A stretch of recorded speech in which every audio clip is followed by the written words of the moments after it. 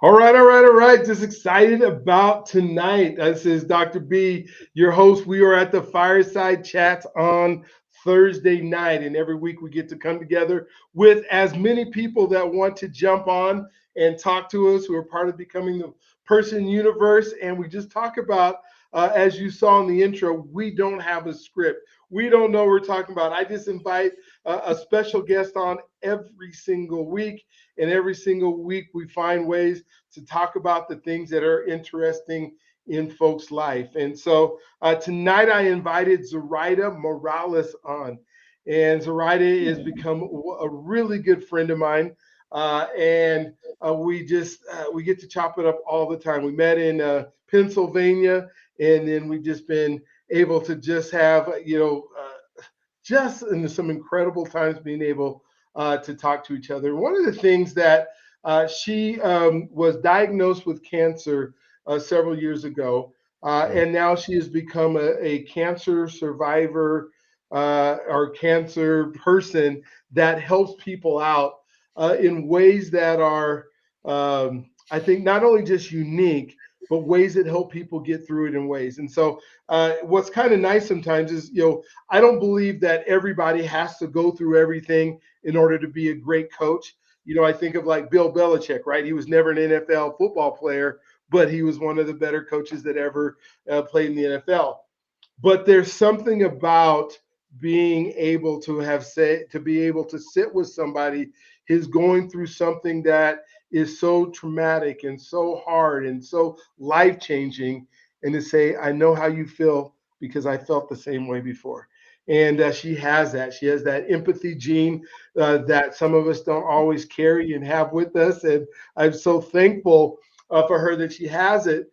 And right, I want you to kind of just tell a little bit about your story. I don't want you to spend a lot of time on it, but one of the things that I would love to get to tonight is that, you and I were even talking about a little bit, is how a family treats somebody who has cancer.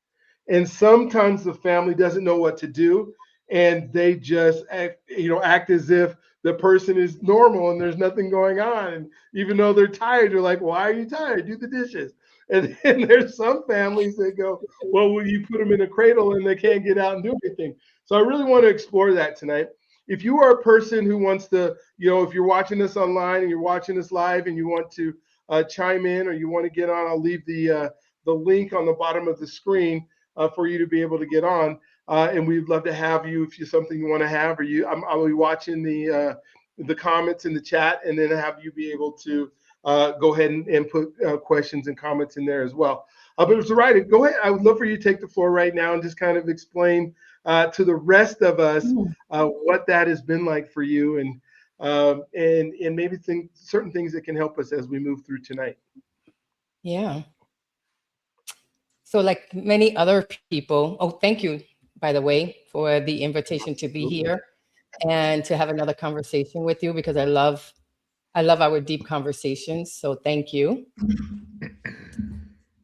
And like most people, you get a diagnosis when you're not expecting it. You're on your way to the gym, you're going to work, you're about to take a phone call, and you learn that you have cancer. And so I was living my best life. I was living in New Jersey. I was I was working for the top 5 finance companies in the world. I was at my dream job. I had 2 children, a husband, a house built just for me. And then I got a phone call. And my doctor said, I need you to come in. I need you to do the blood work again. Something's not right. Your white blood counts are tripling. Are you feeling okay? And like most people who are 45 years old with a 3-year-old and a 6-year-old in this career, I said, of course I'm tired. I've got this career, I've got my family. And so I go in the next day and my white blood count is tripling. He tells me, come in the next day. I come back and they're tripling again. The next day I come back and he says, I need you to go visit a oncologist. I need you to get a diagnosis. Something's not right. And at that moment, I knew in my heart that I had cancer. And so I called an oncologist. But here's the thing that no one tells you. You cannot get an appointment with an oncologist until you get a diagnosis. And you cannot get a diagnosis until you get an oncologist. Oh so my gosh. Is the chicken egg syndrome. Yeah. And so I was like, well, what the am I supposed to do? Mm-hmm. And so he said, go visit a hematologist. And so I went to one in my neighborhood and I gave her my sobby story. And I said, I need a visit in the next 2 days because by now I'm a little frantic. My nervous system is deregulated. And the woman feels pity or empathy, but she gave me an appointment.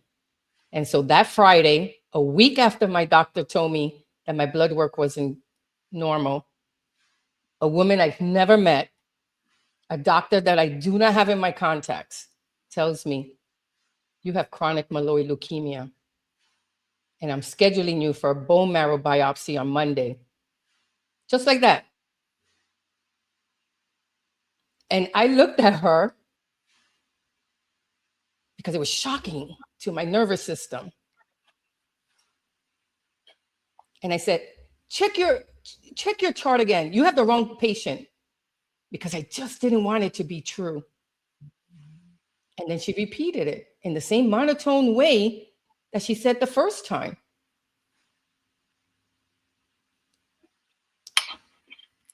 Dude, it was the quickest doctor's appointment I ever had. It was raining. It was November 14th, 2008. The stock market had just crashed 2 months before. I call my husband, who's also in finance.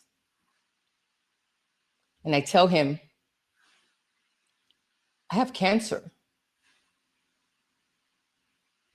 And we both cried while I drove home.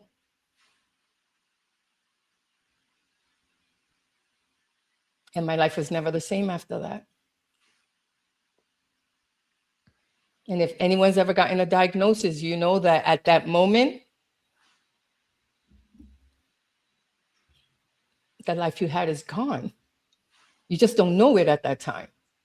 You don't know that that you're about to go into this whole different life now with doctor's appointments and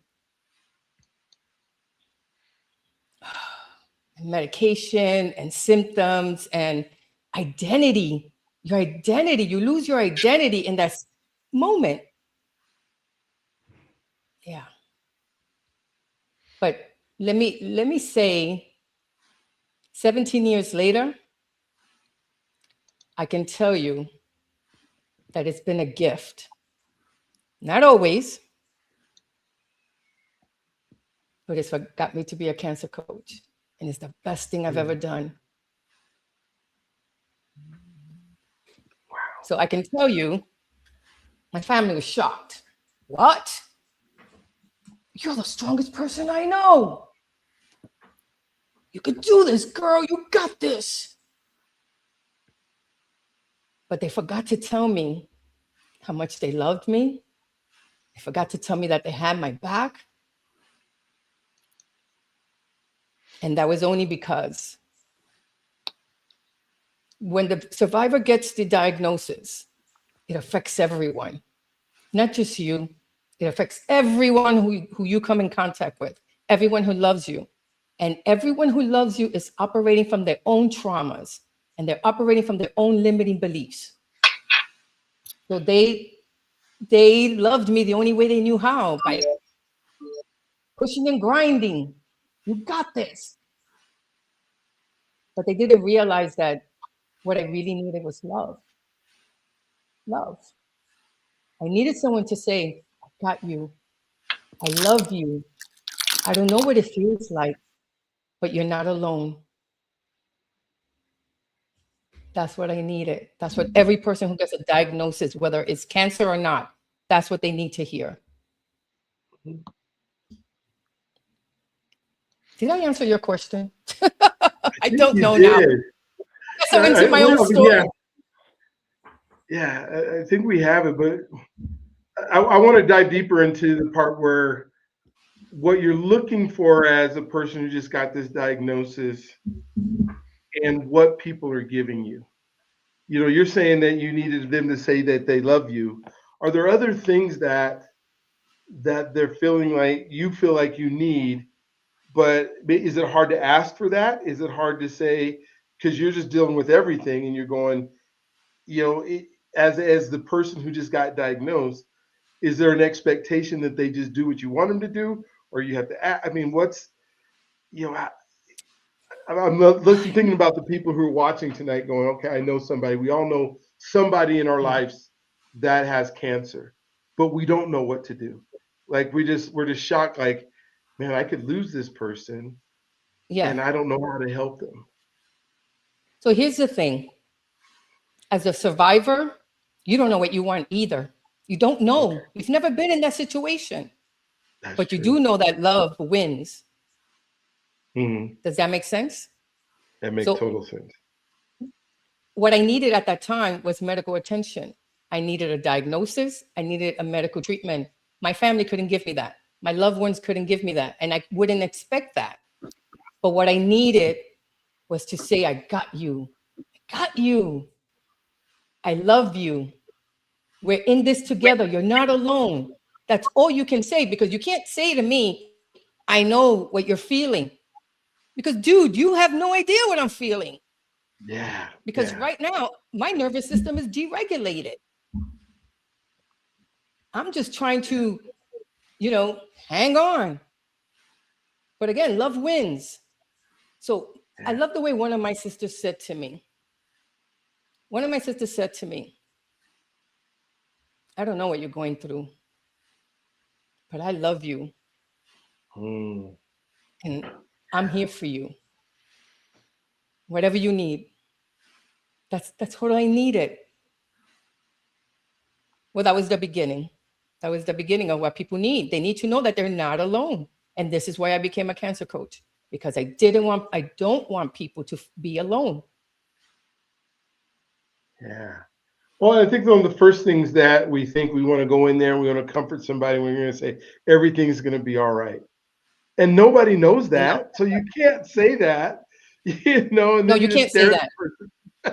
You know, because when you say that to someone, here's what they're hearing. They're dismissing what's going on. They're negating what's going on. Oh, see, Anthony knows what I'm talking about. He's nodding his head. You need validation. You do not need doubt. And so, no, you have no idea what I'm going through, because it's like being a parent. You don't know what it's like to be a parent until you're a parent. That's just the way it is, because there's so many nuances, and everyone comes into the parenthood or the survivorhood with their own traumas and their own limiting beliefs. So everyone, you have to meet people where they're at, right, Anthony? Mm-hmm. Yes, that is right. So I don't want to hear that. Nobody wants to hear that. I have to say that such a moving story and just an amazing show of resilience and faith there. And 100% love has won. You know, that I know in my heart too. So I think that it's amazing that you were able to get to the point of where you are now and have that mindset completely. And encouragement is fuel for the spirit. So I could see how maybe not knowing what it would be like at all, how just the ministry of presence and then just fueling that encouragement, fueling that spirit, because yeah, I mean, can't pretend to know what somebody is going through. Yeah, thank you for that. Anthony, did you want to? I think that's very validating. Oh, for me, yeah. What she said, especially when they be like, "It's gonna be okay, don't worry about it." I hear that all the time, and it's aggravating. It's annoying, and then you can't go back and say, you don't know or don't say that or whatever, because then it's going to start an argument and blah, blah, blah. But for me, I got to introduce myself. I'm Anthony Cutno. 42 years old, disabled, medically retired Marine, originally from New Orleans. And right now, I'm in Orange County, California. I'm a speaker, writer, publisher, coach, all of that. So, for me, my story is that I have a TBI that I originally got when I was 5, 6, something like that, around that age. And then later on, I want to say about right before puberty. I don't know my exact age, but I know it was like right before puberty. They had to put in a plate. So I have a plate in my head. And because cyst, I think one of my cysts or whatever was growing, and scar tissue and a whole bunch of other little stuff. So throughout life, I never had any real issues. I had a lot of anger issues, behavior issues. So I fought a lot. I was angry. I was, I want to say stereotypical, but typical kid from the hood, bouncing back and forth between New Orleans and Atlanta. And so that got to a point where I got kicked out of the state of Louisiana when I was in high school. And I had to go to Georgia with my dad. And unknowingly throughout life, fast forward, I was about to get sent to prison for fighting.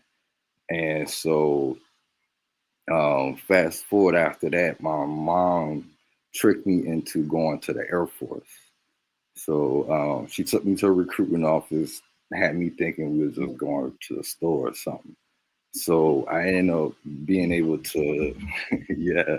So I went to the Air Force. They let me join with the plate. That was a blessing in disguise. I didn't know at the time.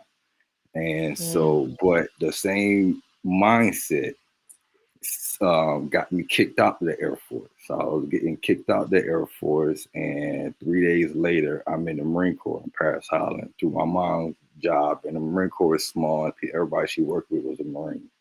And then I'm on the phone, and boom, they were the Marine Corps calling me. So got into the Marine Corps, and I didn't understand I was having issues, real medical brain issues, neurological issues, until 14, 15 years later. I'm in the Marine Corps, deal with everything I did in the Marine Corps and stuff. And the neurologist, just like with Zoraida, the lady told the neurologist, sat there and said, and literally told me every single thing about me that happened to me and why in my life because of my brain, looking at my brain. And he was like, you cannot stay in the military. He was like, one good hit, one good fall, you're gonna either die or you'll be a vegetable. And that was a thing I didn't know. It was like a shot to the heart. I didn't know what to say. I didn't know how to respond, nothing like that. And so, but I'm 34. I was 34, married, kids, career. My career was going how I wanted, everything. Like I was high on life. And so then his predictions was like, if you fall, this is going to happen. While you're sleeping, this is going to happen. And everything he said happened. So I take that as like, that was a angel telling me the future. Well, because everything he said was going to happen because of what happened. So during that time, I've passed out. I've been a John Doe. I've been in comas. I've actually died, passed out on a plane, walking on a phone, confusion, memory loss, seizures, epilepsy. I can't drive anymore now. I'm all the way fully retired. I can't work. It's a lot of I can't. And so when I'm just like when you hear it's gonna be okay, I'm here for you. Like it's annoying because when I'm saying I can't do something, people think it just my family just like with my family, people closer to me thinking I'm saying I can't because I'm weak or I'm giving up or I'm struggling. No, I literally cannot. So So when I'm I say curious, what is the best thing to say? You so know, the and in best that case, thing, the best thing to say for you guys, like especially with cancer too, like especially like, but with anything, if I'm in that situation with somebody else, and I don't want to be too positive because that's annoying to them, silence is the best, or what would be?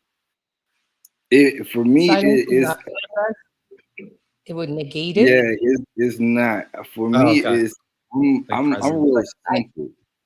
Yeah, I'm real simple. For me, it's just literally just being there, just sitting there, just being there, and don't try and treat me like a child.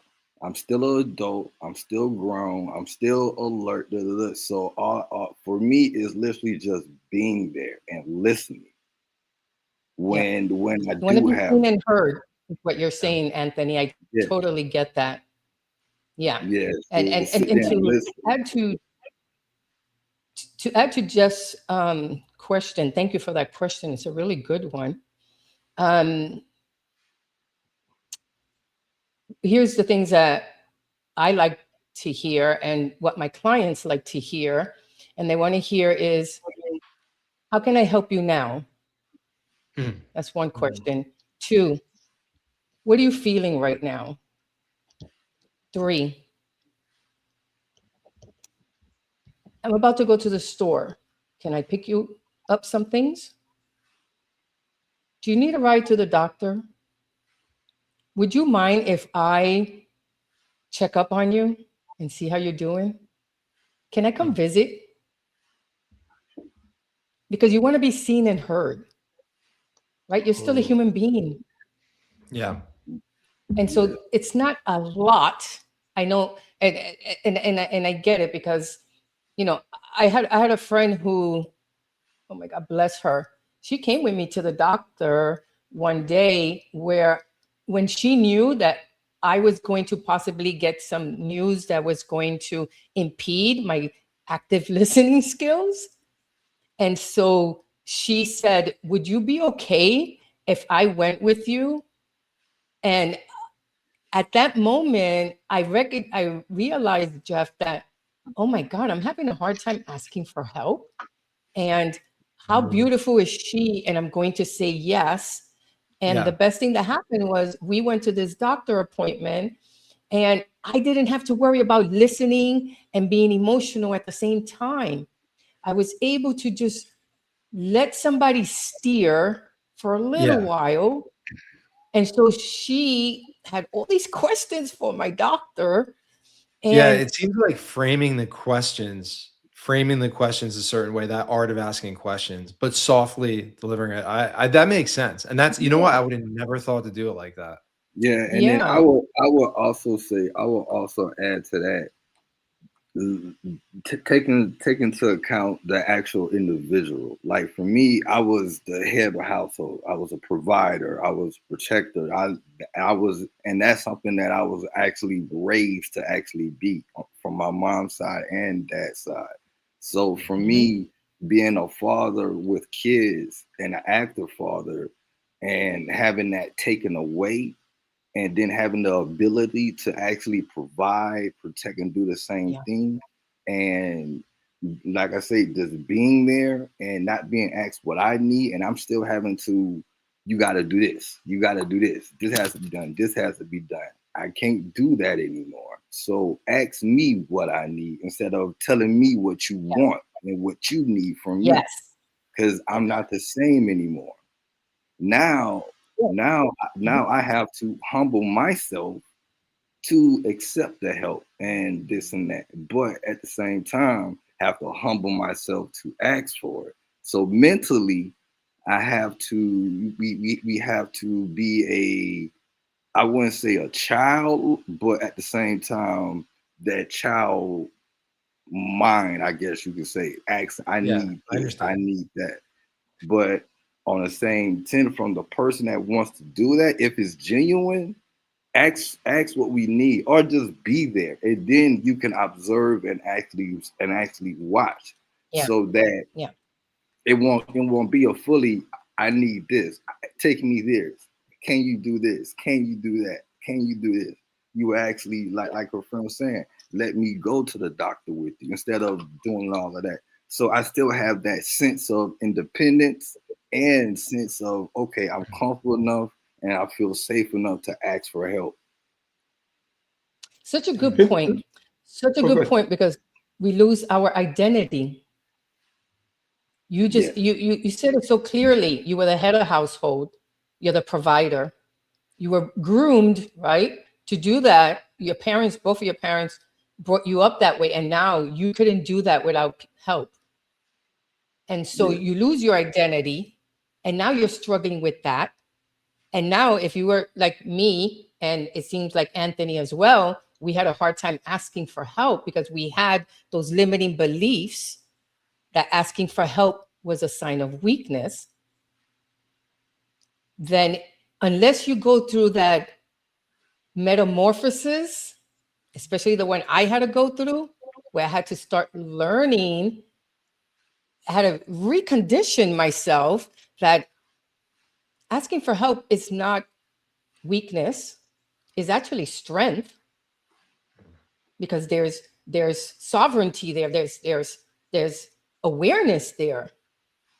And for me, I had to rewire myself and ask for help and know that and be comfortable that I was going to get it. Because I don't know about you, but I grew up in a household where asking for help was a sign of weakness. And there was a lot of guilt and shame in my household. So when I got this diagnosis, they were the ones going, "You could do this." I don't know anybody else who can do this, only you. Well, that didn't feel good, right? Well, come on, get up. You could do this. It's a lot of Don't be pressure. lazy. It's a lot of pressure from Grind. somebody. Yeah, like the grinding and the hustling that I did to get out of the South Bronx of New York City in the 1960s and 70s is not the grinding I wanted to do with chemo. It's a totally different thing. And so the people around me were still talking to me in that way. And I was like, I don't want to grind and hustle. That's not what I'm trying to do now. I'm trying to ebb and flow here. I'm trying to save my own life. And so I had to, I had to do a lot of work on myself with hypnotherapy, NLP, therapists, clinicians. I mean, I've been around to do the rewiring. Once I started, and then, so when I was asking for help, the people that I was asking for help couldn't help me. They would in some way or another say they couldn't. Oh, it's too far. You live too far. Oh no, I can't. I'm babysitting your nephew, your niece, whatever it was. And then I realized I'm asking the wrong people, because the people I'm asking have the traumas and limiting beliefs, and they don't know how to help me. So I'm going to ask other people. And when I started to do that outside of my circle, everything started to shift. I was like, oh shit, I'm in the wrong circle here. I don't know if you know, Nipsey Hussle said, if you look at your circle and you're not inspired, you don't have a circle. You have a cage. Whoa. And so here I am with cancer. Oh, let me say it again. Because it is a good one, right? That is a great one. Yeah. Right. So if you look at your circle and you're not inspired, you don't have a circle. You have a cage. So glad I'm blessed with a good circle. Oh my gosh. But yeah, So right now. True. Like That it's is so true. that So is true. true. That is very true. And for me, coming from the Marine Corps, I was the leader. You know, I was in charge. So having to go from that to, okay, because for me, I got my diagnosis the same time I was going through a divorce. And so I lost the Marine Oh, Corps, I wow. lost myself, and I lost my family at the same time. At the So, same and then I time. had to learn how to adapt to being a civilian. So, and then I'm a single father. So I have to navigate all of those along with, okay, now Along with as your a health. prediction, all my symptoms are starting to come at the same time, and then effects from the medication and all this stuff. So it breaks you. It breaks you and it forces you to become a different person. So when Yeah. that change happens, now you have to learn yourself all over again, dealing with everything else. And so yeah, having a good circle and faith and trusting in God, because for me it wouldn't have happened. It wouldn't. I wouldn't be here if it wasn't for that. Because yeah, it wouldn't have happened. Having that, and then having the wrong people around could make things even harder. So yeah, having the wrong circle and knowing who to ask and how to ask, because those same people could be doing it for the wrong reason. They could be doing it because they know, okay, you getting a check every month. All right, if I do this, I know how to go around about doing this and all kinds of other little stuff. So yeah, having a right circle is a life or death situation when it comes to dealing with life or death issues.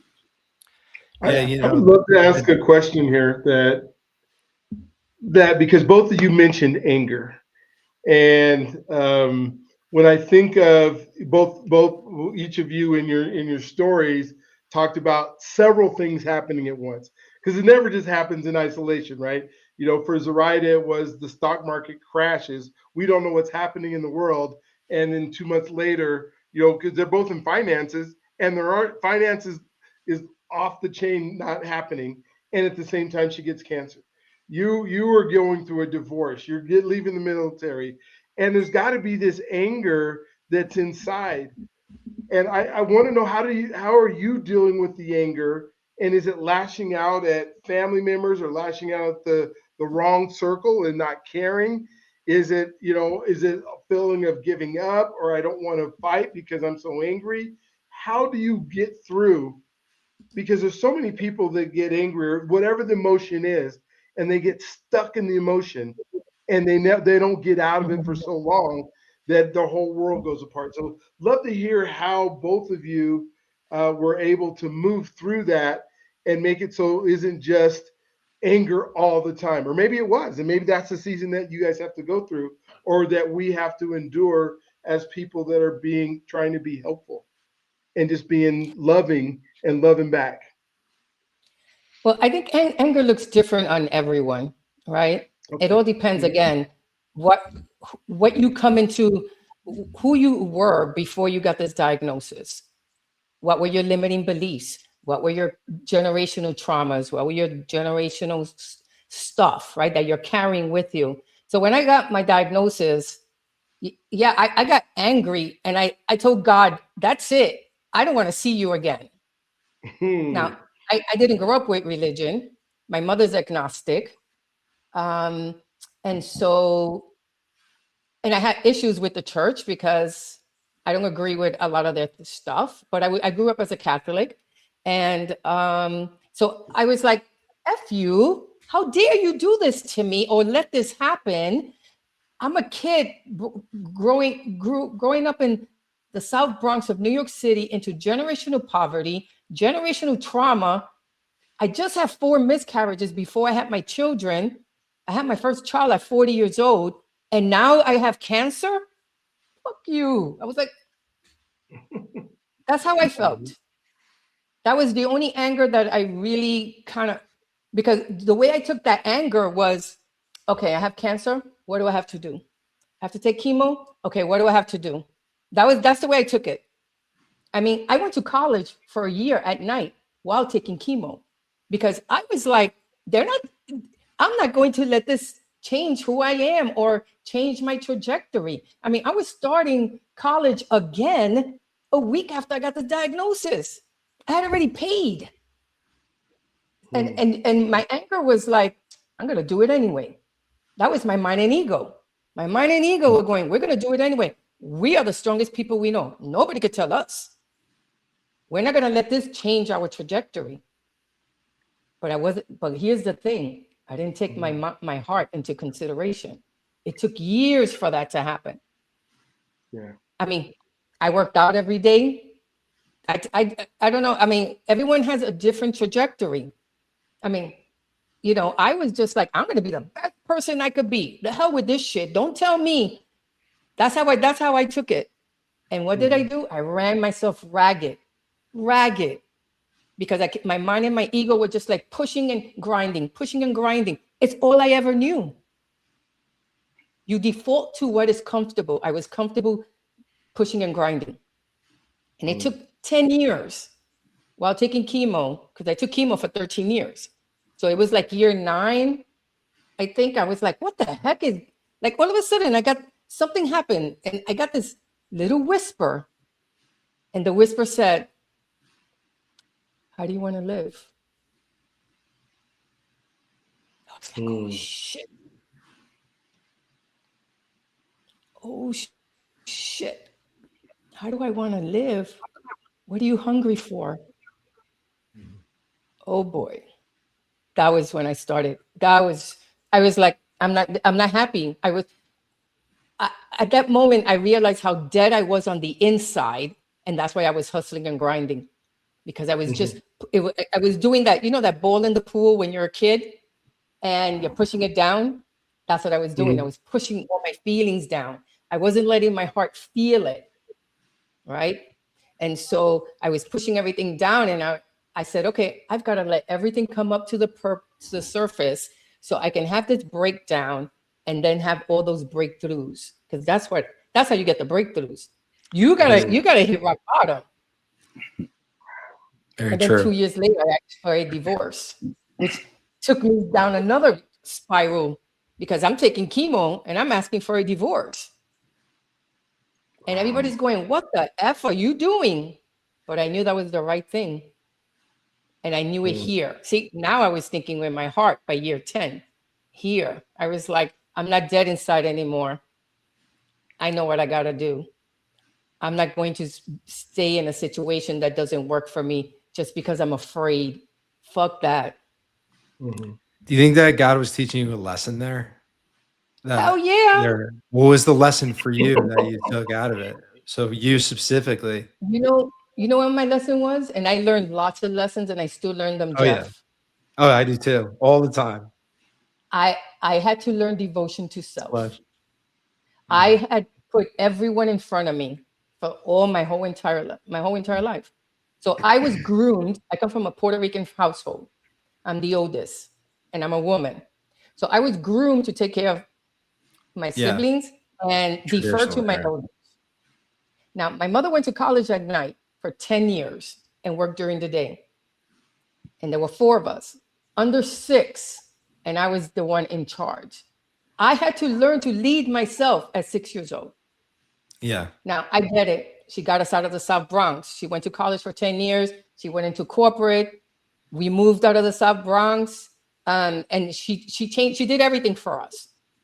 I mean, she changed our whole lives. So I came from that hustle and grinding. But my lesson was, when are you going to put yourself first, Zoraida? You put your kids first. First, it was my husband first. Then I put my kids first. And then I put him second. And then I put the third one was everybody else. And then I was last. So devotion to self is what I had to learn.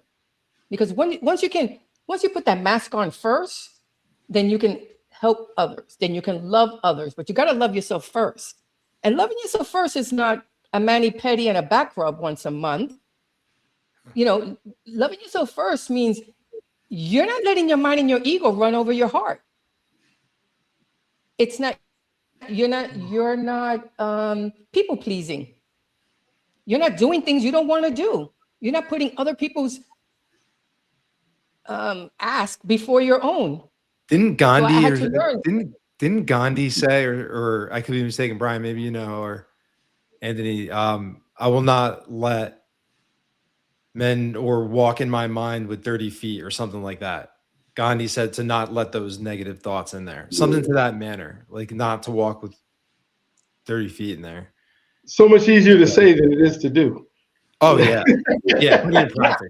And I have stuff And too. especially, again, I had generational trauma. Yeah. So I was people pleasing. It's how I got love, right? Mhm. I was told to do something, and if I didn't do it, I was punished. And so I did, I grew Yeah. up being, okay, if I don't do something, they're gonna withhold love from me. And that's how it felt. It felt to Yeah. me like love was withheld. So now I become this adult. Now it worked for me in finance, but then it didn't. Because how you are in your heart, shows up in your business. Yeah. You mentioned masks a few times too. Did you feel like you were always putting on a new mask and just not being yourself Hell yeah. all the time? Always. That's why I say that this cancer diagnosis has been a blessing, because I learned so much about myself and started to love myself. And Wow. now I can pour to others, because I'm not giving now from an empty cup, and I'm not giving from a full cup. I give from an overflowing cup. And what that means for me is I anchor my mornings and my evenings with love for myself. So I'm going to give you an example. Right before I got on, I was listening to love songs that I sing to myself in front of my 7-foot mirror. And I was swaying. And I was just telling myself how much I love myself and how much I'm going to have a good time with the people that I'm with. And I'm loving myself so that I could show up for this podcast authentically. Mhm. And so after this, I'm going to go take another shower, and I'm going to meditate, and I'm going to have a cup of tea, and I'm going to read, and I'm going to do all the things that bring me pleasure, because I'm going to continue pouring onto myself. In the mornings, I'm going to do 10-minute yoga. And in the mornings, I do the same thing. I don't have meetings before 11:30. I meditate, I journal, I listen to love songs. It's all me. Because that way I can spend my afternoons and my evening giving, and I'm not depleted, which is what used to happen years before my cancer. And this is what I'm saying is for me, it's been a gift. I know it's hard for people who get this diagnosis and are listening to this, because I know how it felt for me those first few years. But for me, it's been a gift, because it gave me the opportunity to say, how do I want to live? Mhm. What am I hungry for? So I saw myself in a coffin, and I was like, and what do I want to accomplish by the time that happens? Imagine.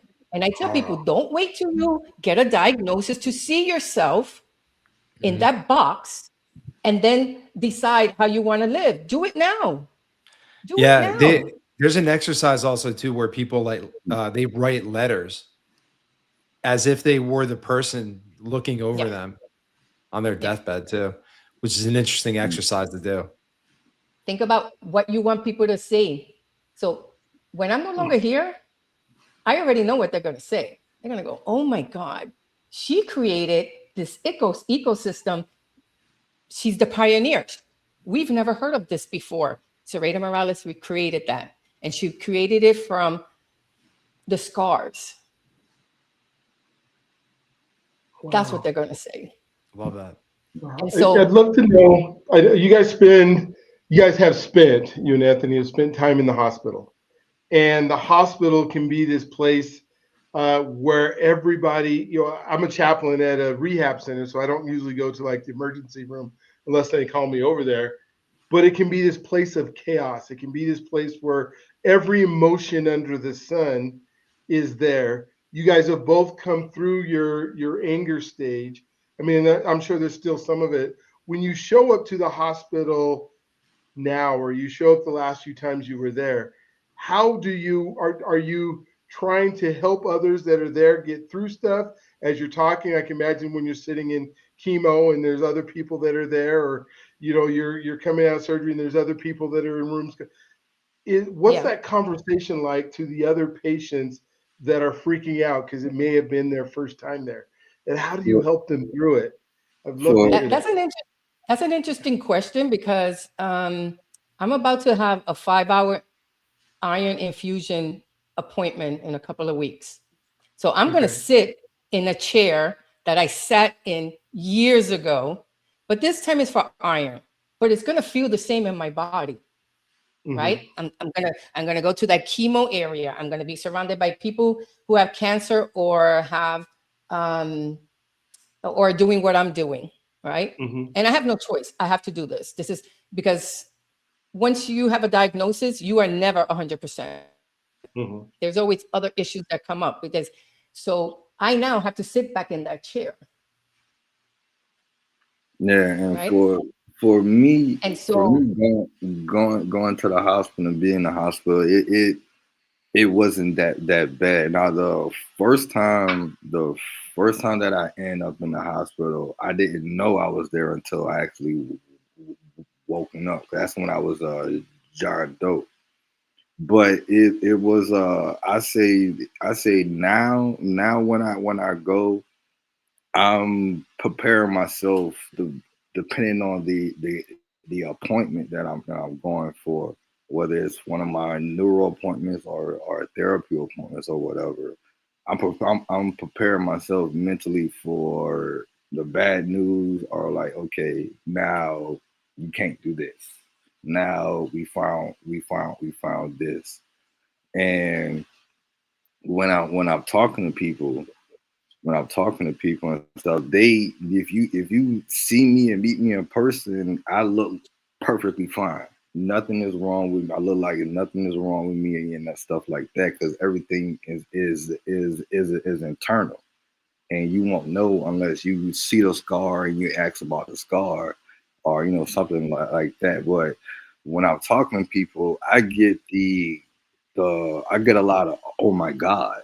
I get a lot of that, and a lot of shock and surprise. So doing what I'm doing now and going everything I went through, because like as I was saying with the anger, for me, I didn't get a chance to actually go through that anger. I had to immediately be a daddy. I had to immediately go, okay, now we got to go to daycare. We got to do this. We got to do this. And until I was forced to stop working, I still worked. Either I drove Uber, or I had actual government jobs, or I did background. I did movies. I always did something until I was actually forced to stop. And that came from me actually dying and having to actually die. And then that's when they actually clicked. Because when I died, I didn't go to heaven. I went to hell. And so I got that. This is where you're going. That's exactly what those two demons, the two times that I went. That's what they told me in two different versions of hell, or parts of hell. They was like, this is where you're going. So it wasn't until God actually physically slammed me on the floor and downloaded all types of stuff and started speaking to me until it actually clicked. So now that anger is now, I guess you can say, a purpose, because I'm not angry anymore. Now when I feel dizzy, or I feel like I'm about to pass out, or I'm about to do something, or somebody say something triggering, or whatever the case may be, I don't get mad. I actually laugh about it and I smile about it.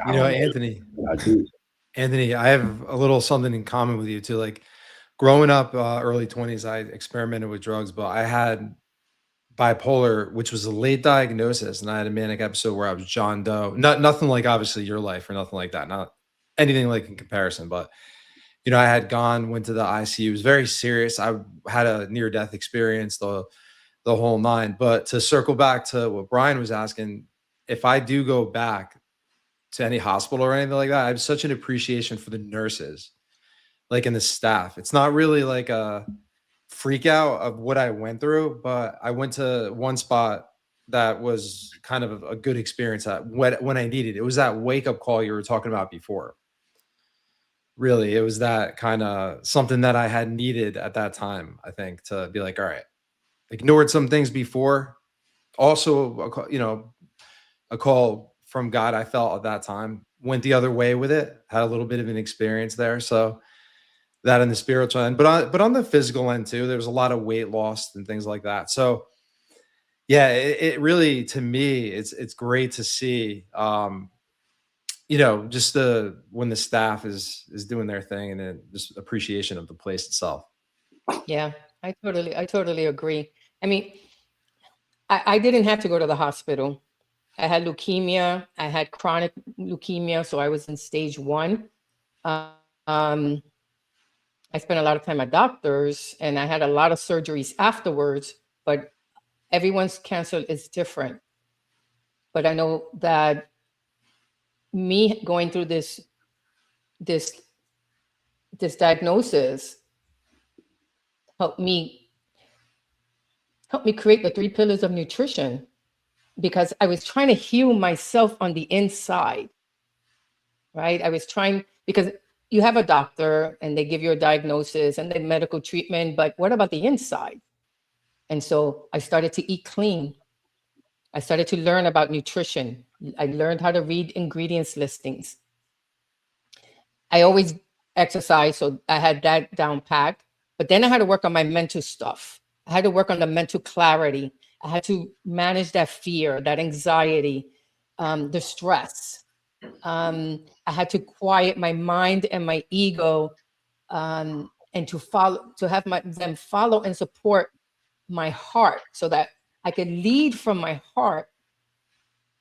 I mean, so many gifts for me came out of that diagnosis. But again, they were all lessons that I needed to learn to be the person that I am now. And I wouldn't take it back. I wouldn't take it back. And I cannot tell you, I mean, and my life isn't perfect. I mean, I'm divorced. I sold the home. My children are older now. I mean, but I've gotten rid of the guilt of having cancer. I let go of the shame of having cancer. I learned who I am as a person, and all the gifts that I do have, and how I can help others, and how I can help others and honor myself. That was the biggest gift I learned. So I went from a finance manager to a cancer coach to someone who's building an ecosystem. All of that work had to come from here first in order for me to do what I'm doing now. It would have never happened. And for that, I'm grateful. I wasn't supposed to be in finance that long. Wow. I found my purpose now. How lucky am I that I found my purpose? Yeah, I can agree with that, because that's how I started speaking and everything. If that wouldn't have happened, and me getting the medical diagnosis when I did, where I did, at the place I did, I wouldn't be speaking, because that's how I actually became a speaker, because my sergeant major at that time, who helped me go through what I was going through, because the divorce and everything else that happened at the same time while I was, acting do it, and I had to stop doing what I was doing and go through something else. So it was a blessing in disguise, as I say, and it was a blessing that I had my entire life, and unknowingly I didn't even know I had, because I'm not supposed to be alive. I can die when I take a nap. I can die when I go to sleep, walking down the street, yada, yada, yada. So for me, every single day I open my eyes is a blessing. So now that I'm speaking, I can write about it, I can talk about it. I can be what I say I am, which is a biblical walking medical example for everybody else who gets what they get. So yeah, I say it is a blessing, is a purpose, and is a proof that, you know, when God has a purpose for you, not even death or a medical condition can actually stop it. Because, you know, like I said, I've died multiple times, but however, I'm still here. I'm still talking, breathing, do what I can do. And you're this is, writing books and you're yeah. speaking. Hey, Brian, I'm curious, how long is this? Because I got a question that would take us all like another hour. Well, you got 5 more minutes is what you got. Oh, no. So I'll let you ask your question, and then we can go a little bit over. If you got one you need to ask, go right ahead. Oh, no, go ahead. You can ask your question. Are you sure? Oh, I'm sorry. Yeah, I got an interesting one. Like, do you feel like in a sense, it taught you how to suffer? Oh, it did. It taught me like it taught me how to teach you how to righteously suffer in a sense, like, or what to suffer for and point that from.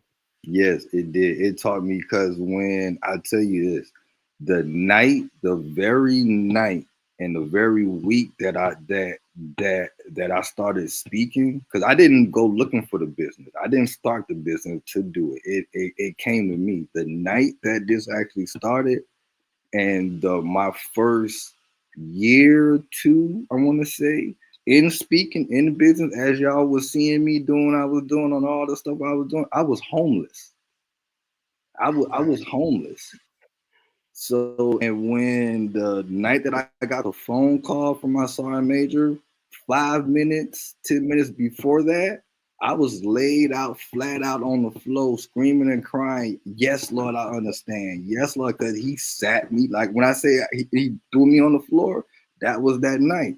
And then a couple of days later, that's when I met everyone in CLA, and that's how speaking started. Yeah, and too, just to clarify too, I think just like also what I meant by that a little bit too is like sometimes we might stress out or suffer for some things like the dishes in the sink that may not be a big deal, or like I guess that it give you guys a little bit more of an appreciation for that. Yeah. Or I don't know really how to verbalize it. No. It made sense in any way to you. It taught me to appreciate the struggle, and then I also got the validation that the only way to actually grow and to be a better person is to struggle. Because if you're not struggling, you're comfortable and you're lazy and you think I got everything figured out because everything is going right. So for me, my entire life fell apart. Like, again, I lost my home, family, Marine Corps, money, confidence, my identity, everything. So I had to get all that back through the struggle. Yeah. Nice. So I want to answer your question, Jeff. Go ahead. Yeah, please. I'm sorry. Go ahead. Dr. B. No, go. You go, and then I'll go after you, and then we'll close it up. So yeah, please go. I want to say that for me, I feel like I was chosen. Like God chose me to go on this path. And so what he did was he showed me ways that I wasn't in alignment with myself. Because remember, it's all about you, right? And once he showed me that, then I saw all the gifts that I had in front of me. And then I started speaking and writing and coaching, and everything just started to shift. But I cannot tell you how joyful I feel that I have a purpose. Yeah. I also do too. And I love that. Like, I feel special. Yeah. Same here. I'm like, this is what God wants me to do, and I'm good at it. Yeah. And what I find is that the more that I honor myself, the more I take good care of myself, the more I work through those little moments of, oh, I could do it this way, but I've always done it the other way. Even my business starts to shift. Yeah. And I can help people more because it's people like me and Anthony, and you probably as well, Jeff, we had to go through things in order to teach people, because I want to say that we're all learners and teachers. So whatever we learn, we're supposed to teach. Yeah. That's our gift to our community. It's our gift to the world. Wow. Powerful. So thank you. Oh, I love that. I love it. Love it. Because when we think about living in purpose, in order to live in purpose and to do what God put you on this earth to do or become that person, we all have to go through things. And for a diamond to become shiny, and a diamond, it's a piece of coal that gets pressed and squished and, all the things for I don't know how many thousands of years before it turns into this beautiful diamond. And somehow we think that our lives are, even if they're going well and they're doing good and we feel like we're serving and we're helping people, that doesn't mean we're in purpose. And it's the things that we go through. And it's so exciting to hear you guys talk about. I'm glad I went through it. I often talk about Miss Johnson in the Baptist church who used to sit in the front row. And I would see her every Sunday. And every Sunday, all the ladies of the elder ladies in their white hats. And I'd walk there and I'd say, "Hey, Miss Johnson, how you doing?" And she'd say, going through it. And that was every week. And I'm like, "Miss Johnson, are you ever going to get through it? When are you going to be able to help people and not just go through it?" And tonight, what I see is an example of folks who said, "Yes, I didn't expect it. It wasn't supposed to happen. This is nothing that I asked for in my life." But God took that and made something with it and made it so fantastic and so beautiful. And so I thank you guys for coming on tonight. I thank you for this conversation. It was so amazing. I got to sit back and just listen to a transformation of what it means when something traumatic happens to us in our lives, and then to watch the result. Nobody here said it was easy. Nobody here said that it was fun. Nobody here said that I enjoyed the process. No. But what they're saying now is I have joy in my life. And so for those of you who are out there, who are watching, who are listening to this, and you're going through something right now, these are examples of how to get through it. I'd love for you guys to say, as we close tonight, how do folks get a hold of you if they need to or they want to? I know, Zoraida, you have, a coaching program that goes on. I know, Anthony, you have books. I know, Jeff, you got stuff. How can people get a hold of you if they want to explore? I know you can come into the Becoming the Person community and get a hold of them, but if you want to get a hold of them individually or see their social media or that kind of stuff, either it doesn't matter who starts. I just want to know that how everybody can get a hold of you guys. For me, I'm easy. You can put my name, Anthony Cutno, Divine Word Dimension, on Google, Instagram, Facebook, TikTok, and I'm gonna come up. Just yell from the street too, huh? Sounds like you want everything. I love it. Jeff, how about you? So, guys, I'm with Ride the Wave Foundation. I have a couple books, podcasts. We're looking to build an all-inclusive modern campus for people experiencing homelessness. Also, Waymaker Leadership. If you go to ridethewave.org, that has everything. Contact page at the bottom will go directly to me right now. Small team. Cool. All right. And Zoraida, thank you so much. I want to get in touch with you, Jeff. Yes, absolutely. I feel the same way. Maybe there's people that we can help together. I'm at ZoraidaMorales.com. I write 3 times a week on LinkedIn, and I talk about faith versus fear. I talk about devotion to self. I talk about spiritual nutrition, physical nutrition, mental nutrition. I'm on Facebook as well. And you could Google me too, because my mom Googled me the other day and she said, "Oh my God, you're in Google." I'm like, "Oh shit." So yeah, I'm there too. I love it. Love it.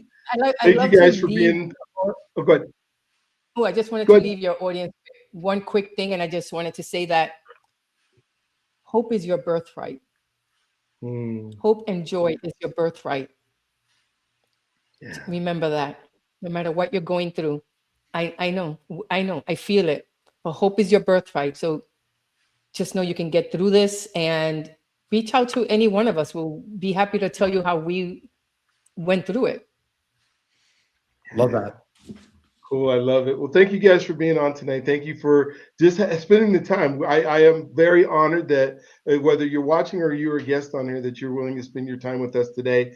We are building a movement through becoming the person, .com, and we want you to be part of our circle. We have virtual conferences every month on the third Saturday of every month. We'd love for you to participate in those.